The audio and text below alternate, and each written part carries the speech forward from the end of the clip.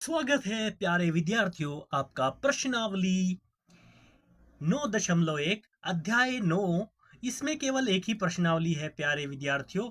इसका नाम है प्रश्नावली के अध्याय का त्रिकोणमिति के कुछ अनुप्रयोग। कहाँ कहाँ पर हम इसके अनुप्रयोग कर सकते हैं। तो इसके अनुप्रयोग समझने से पहले प्यारे विद्यार्थियों, मैं आपको कुछ इसके बारे में भूमिका बता देता हूँ। इसमें क्या है, हम पढ़ लेते हैं कुछ भूमिका। इसमें दो कोणों के बारे में पढ़ाया जाता है, एक तो अवनमन कोण, एक उन्नयन कोण।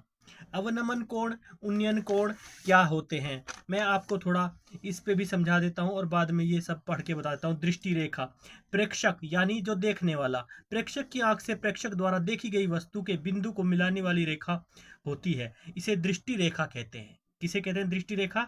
दृष्टि रेखा प्रेक्षक प्रेक्षक जो प्रेक्षण कर रहा है, जो देख रहा है, कि आंख से प्रेक्षक द्वारा देखी गई वस्तु के बिंदु को मिलाने वाली रेखा होती है, उसे दृष्टि रेखा कहते हैं। तो दृष्टि रेखा क्या कह रहा है? ये इस तरह की रेखा कह रहा है दोस्तों, जैसे कि यहाँ पे एक श्याम है, राजू है, कोई खड़ा है, वो ऐसे व्यक्ति है, कोई ऐसे करके एक शक्ल बना दी हमने, और यहाँ पे उसकी दृष्टि है, ये देख रहा है यहाँ पे। तो इस तरह से कोई व्यक्ति है, लेडीज है, कुछ भी आप समझ सकते हो, जेंट्स है। तो इसकी दृष्टि से, जो यहाँ से इसकी ये दृष्टि है, आंख से ये डायरेक्ट देख रहा है यहाँ से, तो प्रेक्षक की आंख से प्रेक्षक द्वारा देखी गई वस्तु को बिंदु को मिलाने वाली रेखा होती है। देखी गई वस्तु का उन्नयन कोण दृष्टि रेखा और क्षैतिज रेखा के बड़ा कोण यह क्षैतिज रेखा के ऊपर होता है, अर्थात वह स्थिति जबकि वस्तु देखने के लिए हमें अपने सिर से ऊपर उठाना होता है, उसे उन्नयन कोण कहते हैं। देखी गई वस्तु का अवनमन कोण दृष्टि रेखा और क्षैतिज रेखा से बना कोण है, जबकि क्षैतिज रेखा स्तर से नीचे होती है, अर्थात यह वह स्थिति है जब किसी वस्तु को देखने के लिए हम अपने सिर को झुकाना पड़ता है। तो दोस्तों, ये मैं ये बताने की कोशिश कर रहा हूँ यहाँ पे, जैसे इसमें हमने एग्जाम्पल लिया, ये आंखों से देख रहा है, इस चीज़ जो हमारी आंखों के सामने एक नज़र आ रही है दृष्टि, ये यहाँ पे एक रेखा दिखाई दे रही है, इसको हम दृष्टि रेखा कहते हैं। प्रेक्षक द्वारा देखी गई वस्तु के बिंदु को मिलाने वाली रेखा होती है, इसे यानी यहाँ पर कोई बिंदु मिल रहा है, इसको हम क्या कह रहे हैं? दृष्टि रेखा है। देखी गई वस्तु का उद्घाटन कोण दृष्टि रेखा क्षैतिज रेखा के बना कोण होता है, और यह यानी यहाँ पे यहाँ से ये यहाँ से हमने देखा बिल्कुल क्षैतिज रेखा जो है, ये हमारा क्या हो गया? इसका क्षैतिज रेखा हो गई। लेकिन यहाँ से जो इस रेखा को यहाँ मिला रही है, यहाँ से यहाँ तक की जो रेखा, और ये यहाँ से यहाँ के लिए जो कोण बनेगा, ये आंख के अनुसार यहाँ पे जो कोण बनेगा, इसको हम उन्नयन कोण कहते हैं, जिसके जो ऊपर की तरफ बनता है, यानी इसने दृष्टि जो है यहाँ से यहाँ की तरफ देखा, समझ लो ये कोई कुतुब मीनार है या कोई भी मीनार है, पिलर है, तो इससे इसके बीच और इसकी दृष्टि के बीच जो कोण बना यहाँ से यहाँ तक, ये तो होगा इसका क्षैतिज, यानी धरातल, इसको हम बोलते हैं अक्षैतिज, से क्षैतिज रेखा कहते हैं, जो बिल्कुल इस पॉइंट पे है। ये जो कोण यहाँ पे बन रहा है, इसको कौन सा कोण बोलते हैं? उन्नयन कोण। उन्नयन कोण जो यहाँ से लेकर यहाँ पे देखने के लिए इसने अपनी दृष्टि को उठाया, यहाँ से यहाँ तक जो देखने के लिए अपनी दृष्टि को उठाया, जो ये कोण बना, इसको कहते हैं उन्नयन कोण। कौन सा कोण? उन्नयन उन्नयन कोण। तो ये कुछ भी हो सकता है दोस्तों। तो ये पाइथागोरस प्रमेय के अनुसार वही हमारे जो फॉर्मूला है लाल बटे काका, उसमें ट्रिग्नोमेट्री के सूत्रों के अनुसार चलेगा ये। तो ये होगी उन्नयन कोण की बात। देखी गई वस्तु का उन्नयन कोण दृष्टि रेखा और क्षैतिज रेखा से बना कोण होता है, जबकि क्षैतिज रेखा से ऊपर होता है, तो क्षैतिज रेखा से ये ऊपर की तरफ है दोस्तों। तो वह स्थिति जबकि वस्तु देखने के लिए हमें अपने सिर को ऊपर उठाना पड़ता है, और यहाँ पे सर हम उठाकर देख रहे हैं, इसी दृष्टि के लिए अगर हम देखेंगे तो उठाकर देखेंगे। अगर कोई बिल्डिंग पे खड़ा है तो उसको देखने के लिए हमें सर उठाना पड़ेगा। तो सेम इसी तरह से इस बिल्डिंग के बीच में और क्षैतिज रेखा जो आंखों के सामने, ये दृष्टि रेखा और प्रेक्षक की आंख से प्रेक्षक द्वारा देखी गई वस्तु के बिंदु को मिलाने की रेखा होती है। देखी गई वस्तु का उन्नयन कोण और दृष्टि रेखा और क्षैतिज रेखा से बना कोण होता है, जबकि यह क्षैतिज स्तर से ऊपर होता है, अर्थात वह स्थिति जबकि वस्तु अपने देखने के लिए हमें अपना सर ऊपर उठाना होता है। और इसी तरह से दूसरे पॉइंट पर आ जाइए। देखी गई वस्तु का अवनमन कोण। अब अवनमन कोण की बात कर रहे हैं, यहाँ पे दो कोणों की बात करी गई है, एक तो उन्नयन कोण, एक अवनमन कोण। ये दो कोण ही समझने पड़ेंगे दोस्तों प्यारे विद्यार्थियों। आपको अगर ये दोनों कोण समझ में आ गए, उन्नयन कोण जो होता है उसके लिए हमें जो है ऊपर की तरफ दृष्टि करना पड़ती है, और अवनमन कोण के लिए क्या होता है, ये उन्नयन कोण और अवनमन कोण एक दूसरे के विपरीत होते हैं। तो ये एक यहाँ पे चित्र बना लेते हैं थोड़ा ऐसे ही। यहाँ पे इसकी आंख बना दी ऐसे ही करके, और ये यहाँ पे एक्स वाई कोई भी व्यक्ति है, ये यहाँ पे खड़ा है किसी चीज़ के ऊपर। यहाँ पे कोई बिल्डिंग बना दी हमने, यहाँ पे इसके ऊपर ये खड़ा है, यहाँ पे कोई है ऐसी बिल्डिंग एक्स वाई जेड जो भी है, ये इसके ऊपर खड़ा हुआ है। लेकिन यहाँ से ये कोई चीज़ देख रहा है, यहाँ पे एक फुटबॉल पड़ी है, यहाँ पे इस रास्ते में, यहाँ पे इसके चीज़ के यहाँ एक फुटबॉल पड़ी है, या कोई व्यक्ति है, या कोई बिंदु है, या मंदिर है, कुछ भी है। तो यहाँ से इसके पॉइंट को ये यहाँ से देख रहा है ना, यहाँ से इसने यहाँ से देखा, तो इसका जो दृष्टिकोण है इसके बीच ये कोण, और यहाँ से लेके जो इसके देखने की दृष्टि से यहाँ से यहाँ तक का कोण जो ये बना रहा है, ये जो कोण होगा, ये जो होगा हमारा कौन सा कोण बनेगा, यहाँ से यहाँ तक की दृष्टि से बनाने के लिए इसने जो कोण बनाया, तो यहाँ से यहाँ तक की कोण की दृष्टि से जो भी कोण बना है, यहाँ से इसको देखा इसने, तो इसको कौन सा कोण बोलेंगे हम, इसको बोलेंगे अवनमन कोण। कौन सा कोण, अवनमन, अवनमन, अवनमन कोण बोलेंगे। तो उम्मीद करता हूँ प्यारे विद्यार्थी समझ गए होंगे, ये बहुत ही सिंपल सी बात है। तो इसको अवनमन कोण कहते हैं। दृष्टि रेखा और क्षैतिज रेखा से बना कोण होता है, जबकि क्षैतिज रेखा क्षैतिज रेखा से नीचे होती है, अर्थात जब वस्तु को देखने के लिए हम अपना सर को झुकाना पड़ता है। तो यहाँ पे ये झुका रहा है, नीचे की तरफ देख रहा है, यहाँ से कोई भी व्यक्ति है ये, तो इसने नीचे की तरफ देखा, तो जब नीचे देख रहा है इस चीज़ की तरफ, तो उसको सर झुकाना पड़ेगा यहाँ पे। तो इसको सर झुकाने के बाद जो इसके बीच और यहाँ किसके आंखों के बीच जो कोण बना, इसको अवनमन कोण करते हैं। और जो आंखें उठाकर बनता है कोण, उसको उन्नयन कोण कहते हैं। एक दूसरे के विपरीत होते हैं। और क्षैतिज रेखा जो है वो उसकी जो धरातल होता है उससे ही रिलेटेड होती है। तो देखी गई वस्तु का अवनमन कोण दृष्टि रेखा और क्षैतिज रेखा से बना कोण होता है, जबकि क्षैतिज रेखा क्षैतिज अक्षर से नीचे होती है, अर्थात वह स्थिति जबकि वस्तु को देखने के लिए हमें अपने सिर को झुकाना पड़ता है। तो त्रिकोणमितीय अनुपातों की सहायता से हम किसी भी वस्तु की ऊंचाई या लंबाई या दो सदूर वस्तुओं के बीच की दूरी ज्ञात की जा सकती है। तो इस प्रकार से ही हम इसमें त्रिकोणमितीय अनुप्रयोग करेंगे। तो आ जाता है हमारे प्रथम सवाल की बात। तो प्रथम सवाल में जैसे हमें कहा गया इसमें अनुप्रयोग, तो यहाँ पे क्या, ये हमारे पास दे दिया सवाल। सर्कस का एक कलाकार एक 20 मीटर की लंबी डोर पर चढ़ रहा है जो अच्छी तरह से तनी हुई है और भूमि पर सीधे लगे खंभे के शिखर से बंधा है हुआ है। यदि भूमि स्तर के साथ डोर द्वारा बनाया गया कोण 30 डिग्री का हो तो खंभे की ऊंचाई ज्ञात कीजिए। तो हमें खंभे की क्या है, ऊंचाई ज्ञात करनी है। तो प्यारे विद्यार्थियों, तो सर्कस का एक कलाकार एक, ये जो है डोरी है, यहाँ पे इसका क्या बता रहा है, एक डोर है।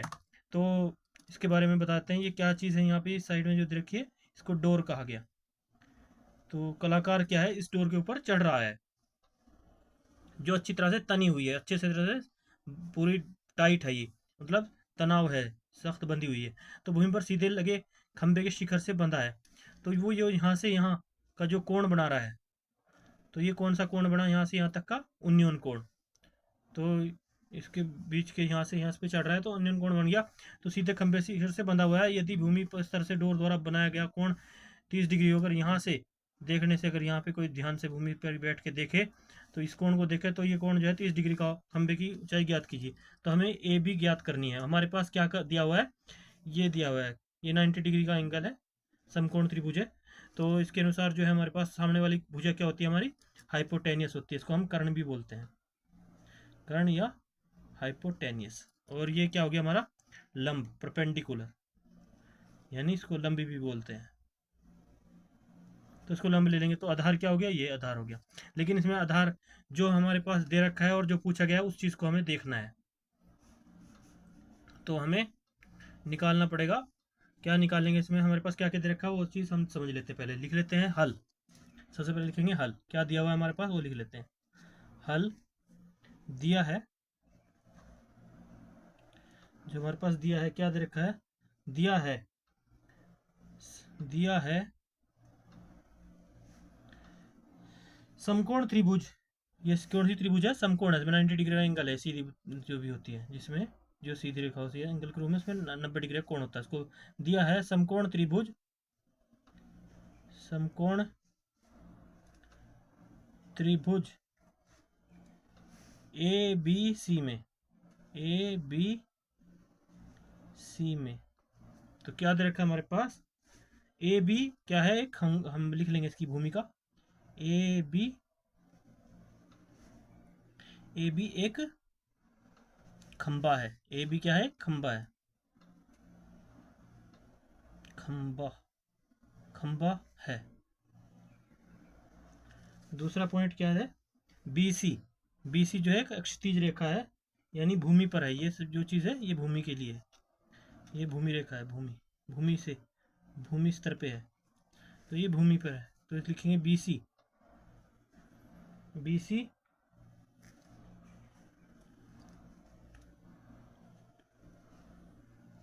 इनके बारे में लिख लेंगे, बी सी क्या है, ये हमारी भूमि का स्तर है, भूमि स्तर के साथ, यानी ये भूमि का स्तर है, भूमि का स्तर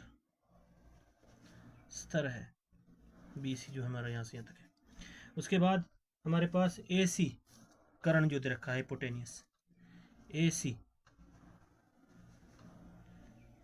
जो है हमारा क्या है, वो 20 मीटर की डोर है, 20 मीटर की डोर है, रस्सी है, कुछ भी कह सकते हैं आप प्यारे विद्यार्थियों, तो डोर है। तो अब हमें इसके अनुसार देखने से क्या पता चल रहा है यहाँ पे, तो हमें यहाँ पे पता चल रहा है इसको देखने से, अगर हम इसकी सिंपली बात करें, ट्राइंगल में, ये ट्राइंगल दे दिया हमारे पास, और कह दिया ABC में, यहाँ पे डोर जो है 20 मीटर दे रखी है, इसका ये हाइपोटेनियस है डोर, और हमारे पास उसने क्या चीज़ मांगा है, उसने बोला है कि सर्कस का एक लगार 20 मीटर की लंबी डोर पर चढ़ रहा है और अच्छी तरह से तनी हुई है, तो विमर सीधे खंबे के शिखर से बंधा है, तो उसकी ऊंचाई ज्ञात कीजिए। तो ऊंचाई यहाँ पे ये निकालना है, हमें क्या निकालना है, ये लंब निकालना है, तो लंब हमने ए बी मान लिया यहाँ पे, तो दो चीज़ें हमारे पास हैं, और हमारा यहाँ पे 30 डिग्री का कोण है, 30 डिग्री का कोण है। तो देखने से पता हमें क्या चल रहा है, हमारे पास दो चीज़ें दे रखी हैं, एक तो एल है हमारे पास, यानी इसको लंब बोलते हैं हिंदी में बोले तो, लंब बटे काका, और इसको के भी बोलते हैं, कर्ण को, इसको लंब एल भी बोलते हैं, लंब भी बोलते हैं, और परपेंडिकुलर भी बोलते हैं। तो दोनों फॉर्मूले का यूज़ कर सकते हैं। पंडित बद्री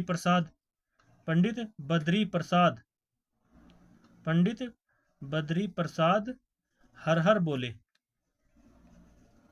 तो यहाँ पर हमारे पास एक तो परपेंडिकुलर दे रखा है और एक हाइपोटेनियस दे रखा है, तो इसको हम किन अनुपातों में लेके चलते हैं, हमारे त्रिकोणीय अनुपात, जो पहला अनुपात होता है वो साइन थीटा में हिसाब से होता है, साइन थीटा के हिसाब से होता है, दूसरा अनुपात जो हमारा कोस थीटा के अनुसार होता है, और तीसरा अनुपात हमारा टेन थीटा के अनुसार होता है। अब इनको अपोजिट कर देंगे, तो क्योंकि 6 ही अनुपात होते हैं त्रिकोणीय अनुपात, तो पहले अनुपात के अनुसार हमारे पास आ गया ये साइन थीटा के अनुसार, तो इसलिए क्या होगा हमारे पास, ये साइन थीटा के हिसाब से आ जाएगा दोस्तों प्यारे विद्यार्थियों। तो साइन थीटा,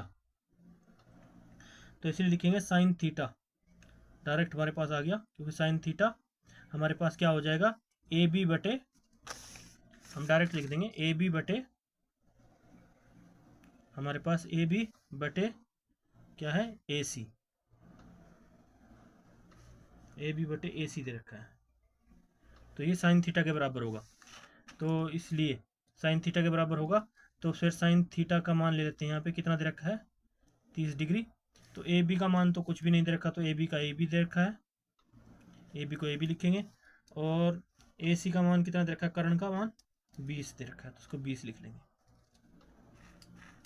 तो दोस्तों आपने थीटा टेबल तो पढ़ी होगी, साइन थीटा 30 डिग्री का कितने के बराबर होती है मान, साइन 30 डिग्री बराबर होता है 1/2 के।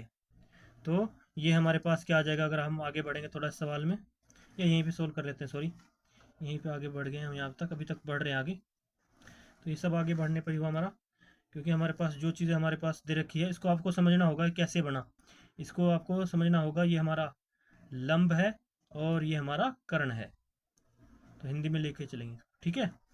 तो लाल बटे काका और काका बटे लाल, तो ये इसके अपोजिट हो जाता है, लेकिन हम ये इसके साइन थीटा के बराबर होता है पहले त्रिकोण में अनुपात के अनुसार। तो अब क्या होगा यहाँ पे, आगे बढ़ेंगे हम यहाँ पे, साइन थीटा के स्थान पर हम डायरेक्ट 1/2 का मान रख दें, साइन थीटा का जो हमारा मान होता है। तो ए बी बटे 20 है हमारा, तो इनकी क्रॉस मल्टीप्लाई कर दें यहाँ पे, या इस 20 को इधर ये है तो इधर जाएगा, तो ये इसके क्या होता है, भाग हो जाता है ये। तो ऐसा हो जाता है, अगर इसको हम यहाँ से इधर लेके आएँ या इनको इधर लेके आएँ बराबर में, तो इनको चाहे तो आप आर पार गुणा करने पर लिख सकते हैं, आर पार गुणा करके भी सोल्व कर सकते हैं, या आप इसको डायरेक्ट भी सोल्व कर सकते हैं। तो ए बी का मान आपके पास 10 मीटर प्राप्त होगा।